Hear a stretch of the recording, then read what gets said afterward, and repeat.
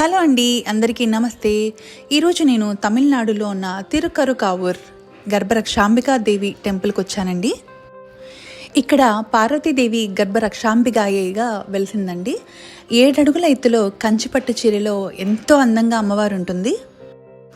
ఇక్కడ శివలింగం పుట్టమన్నుతో వెలిసిందండి. అంటే ఇక్కడ స్వామివారికి అభిషేకం బదులుగా మల్లె నూనెని జస్ట్ అలా చల్లుతారండి.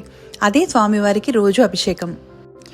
ఎవరికైతే సంతానం లేదో, పీసీఓడి ప్రాబ్లమ్స్తో ఉన్న వాళ్ళు కానీ, రిపీటెడ్గా అవాషన్స్ అవుతున్న వాళ్ళు కానీ ఒక్కసారి ఇక్కడ గర్భరక్షాంబిక అమ్మవారిని దర్శనం చేసుకొని ఇక్కడ వీళ్ళు ఇచ్చే గీ ప్రసాదం ఉంటుందండి. అంటే నెయ్యిని ఆవు నేతితో కలిపి మనం ప్రసాదంగా స్వీకరించాలి. 41 రోజులు అలా తీసుకుంటే తప్పకుండా ప్రతి ఒక్క ఆడపిల్లకి సంతానం అనేది కలుగుతుంది అని ఇక్కడ ప్రతి ఒక్కళ్ళు గట్టిగా నమ్ముతారు.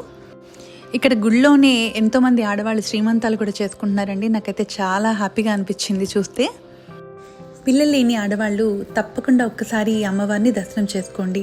గర్భానికి రక్షగా ఉండే ఈ గర్భరక్షాంబిక ఈ అమ్మవారు తప్పకుండా కరుణించి కాపాడుతుంది.